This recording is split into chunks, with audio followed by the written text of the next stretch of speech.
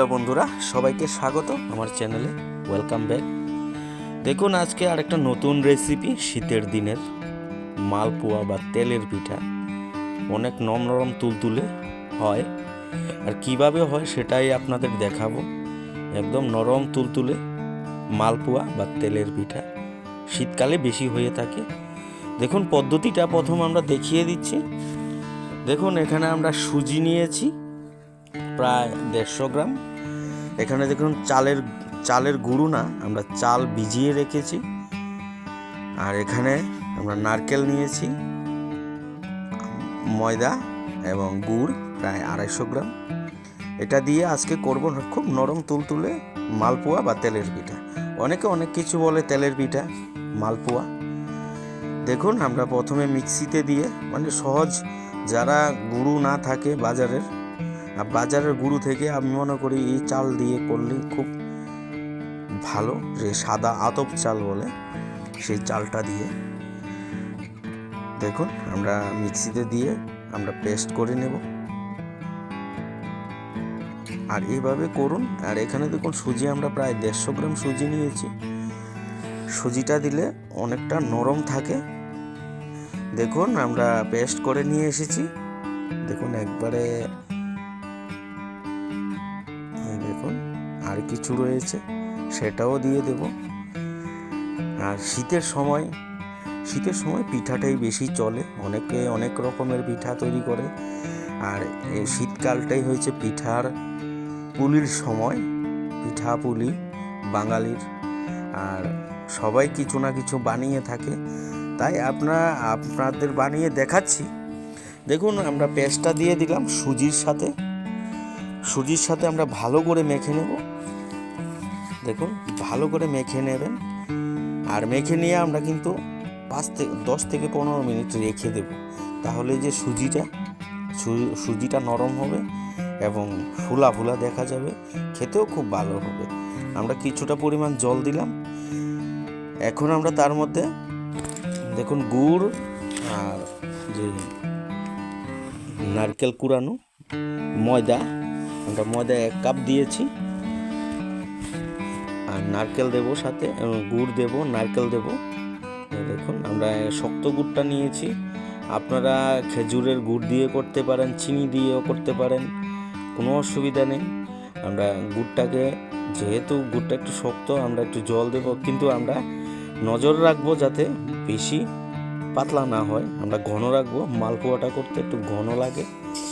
দেখুন আমরা ভালো করে হাত দিয়ে ভালো করে মেখে নেব।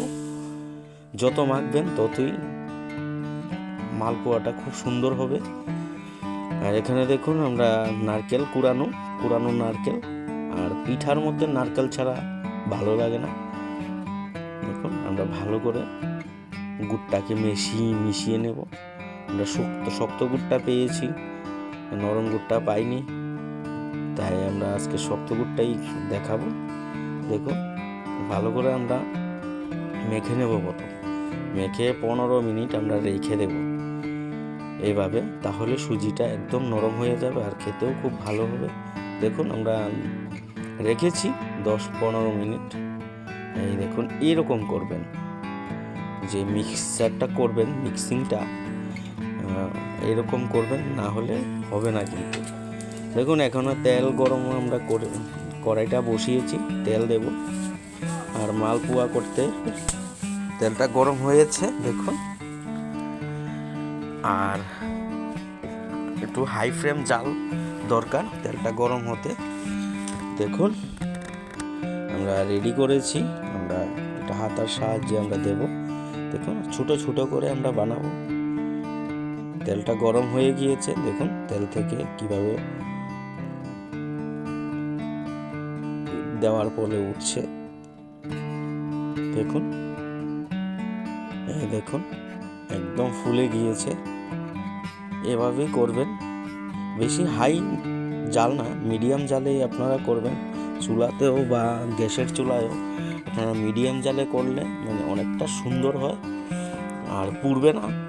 দেখুন এইভাবেই করবেন, একদম পারফেক্ট মালপোয়া বা তেলের পিঠা, অনেকেই তেলের পিঠাই বলে। এই দেখুন অনেকটা ফুলা ফুলা, এইভাবেই আপনারা করবেন। দেখুন আরও কয়েকটা করে দেখাচ্ছি আপনাদের, একদম সহজ।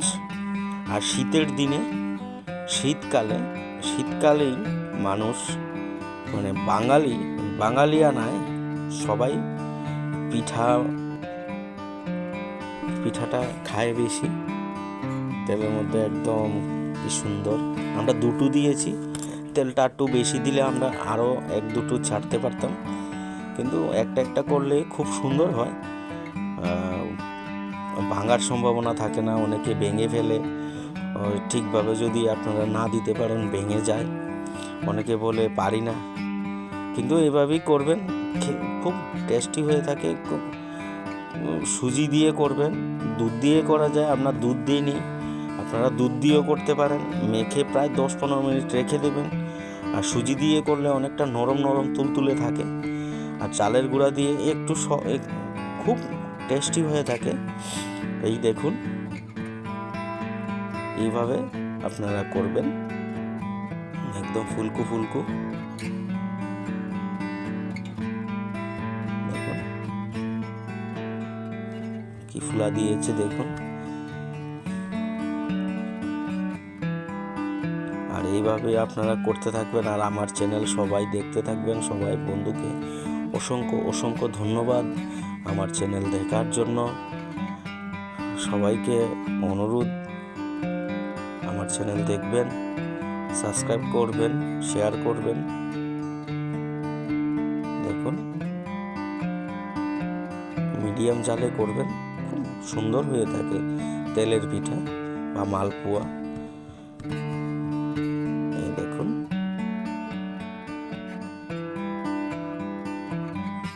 আমরা করে নিয়েছি, দেখুন অনেকটি করেছি। দেখুন আমরা ভেঙে দেখাচ্ছি ভিতরটা, একবার জালির মতন ভিতরে একবার ফাফা। এই দেখুন দেখাবো, এই দেখুন ভিতরে একদম জালির মতন হয়েছে। এইভাবে আপনারা করবেন আর আমার চ্যানেল দেখবেন। বাই বাই, সবাইকে ধন্যবাদ, টাটা।